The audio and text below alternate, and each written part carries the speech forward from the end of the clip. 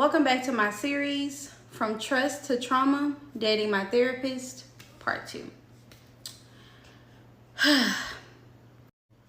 Okay, so in Part 1, I talked about where I was in life emotionally, what I was going through, and the reason that I even needed to start therapy. It wasn't even a want, it was a need, okay? I was literally like about to take myself up out of here. Let's just say that. So I ended up meeting a therapist virtually on a platform that my job was paying for, that I had got. And I took advantage of the sessions. I talked about how we had a few sessions, and then we got to the third one where we actually saw each other face to face. So that's where we stopped at. Okay. So, after my last session, throughout the week, my therapist would send me messages, on a daily basis. One time I was on the phone with my best friend, Jasmine, and we were chatting it up, and I was just like, hold on, girl, I got a message from, my therapist, because the notification would come up from the platform or whatever. It says, your therapist sent you a message.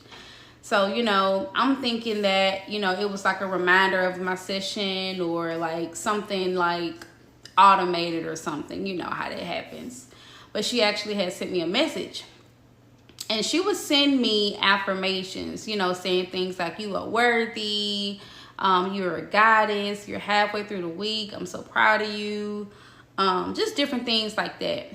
I thought it was very, very nice. It was very thoughtful. My best friend, Jasmine, she was just like, she went with it. She was not buying it. She was like, you think she's sending these to anyone else? I don't know. It seems a little personal. I don't know about these, girl. I don't really know.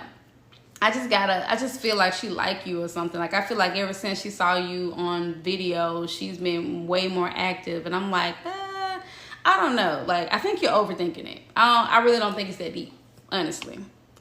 So I can't even lie, y'all. I started to kind of get a little annoyed with my best friend because I was just like, what are you getting at? Hold on. Because you was all for me getting therapy. You was all for me starting this journey. But now you put in thoughts in my head and you making me feel a little, a little discouraged or whatever. I'm not, my therapist is not the one. You know what I'm saying? I don't know. It was just weird. I just feel like she was being extra or whatever. So I told her, I was just like, I just really think you're overthinking it. I don't think it's that deep. So boom, we just dropped it. We just left it alone, honey. So fast forward that same week, at the end of the week, because this was probably the early part of the week, maybe on a Tuesday or something, because my sessions be on Sundays. So at the end of the week, my best friend Jasmine, we had made plans for her to come to Birmingham from Tennessee, because she's from Tennessee. She was going to come to Birmingham for her birthday. We had a whole itinerary, a whole plan. We're going to come here, and she was going to come here, and we were going to hang out, and I was just going to treat her for her birthday, just show her around the city and, do some fun stuff. So she ended up coming that weekend or whatever. So time she got to the house, we're already ready to have a good time, and one of the places that we had went to was a rooftop bar here in Birmingham. We had went that night. It was probably around maybe 8 o'clock, something like that. So we went there. It was real nice, city views, all that good stuff. We actually went inside because it was a little windy outside. So we had actually came inside. It's a little cold. This was actually in, I think at the end of January, I want to say.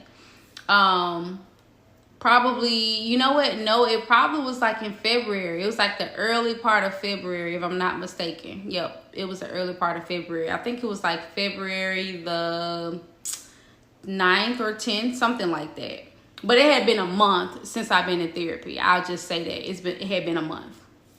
And so we were sitting down inside of the bar because, like I said, it had got cold outside. We came in. We were eating pizza. We were vibing. We were talking. We was having a good time. So I was sitting there and my phone had went off. Y'all. So when my phone went off, I saw that I had a text message. And the text message was from someone that was not saved. So when I opened the text message, I saw a screenshot of the platform that me and my therapist, which I'll call her Miss Ma'am, not gonna say her name, I'm gonna call her Miss Ma'am. I saw a message thread from Miss Ma'am and myself, and apparently she had wrote me on the platform, but I had been out. I haven't looked at it or anything. You know, I'm having a good time with my best friend for her birthday. So apparently she had tried to send me a message to let me know that she can no longer be my therapist. And when I saw the screenshot underneath it, I saw a message that said, "Hey, a dream, I'm so sorry." And then I see the screenshot of her telling me that she can no longer be my therapist. She thinks that it is in my best interest that I find a new therapist, and that I needed to contact customer service to get my money back. And if they don't give it back, she will personally give it back to me. And like I said, she said this on my personal number. So the first thing came to mind was, how the hell did she find my number?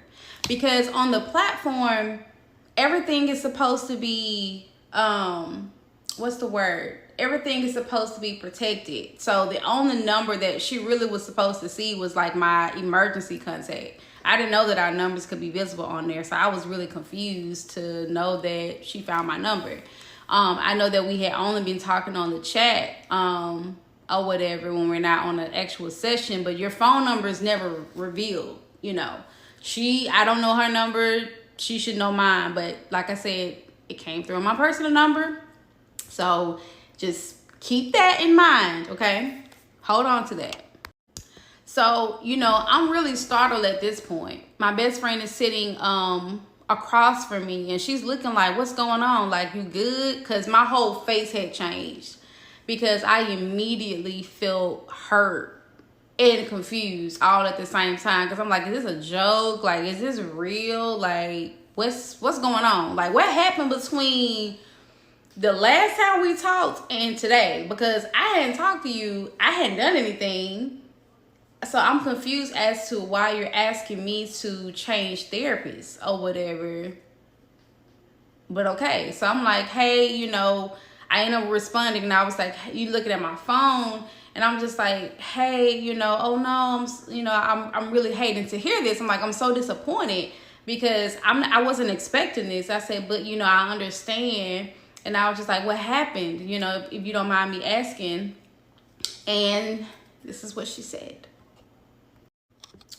Oh, so when she had told me that we could no longer, you know, whatever, I was just expressing how shocked I was and how confused I was, and how, you know, I was really feeling like I was improving, you know, and I was getting better. My best friend was even talking about how great I came across. I seemed happier. I seemed like I was, you know, more motivated.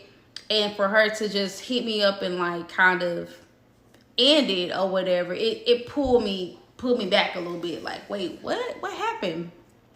And so, like I said, I do have those messages to this day. I've always kept them. I never knew why I wanted to keep them, but I did. I kept them. So I'm going to read verbatim exactly what was said.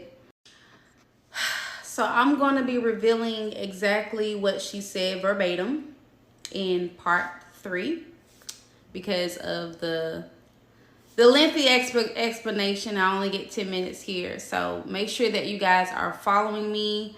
Make sure that you guys are following the story. You're saving it. You're sharing it with a friend so you can listen in, because it gets deeper than deep, y'all. Whew. This is a lot. But it is definitely a great story. It is my story.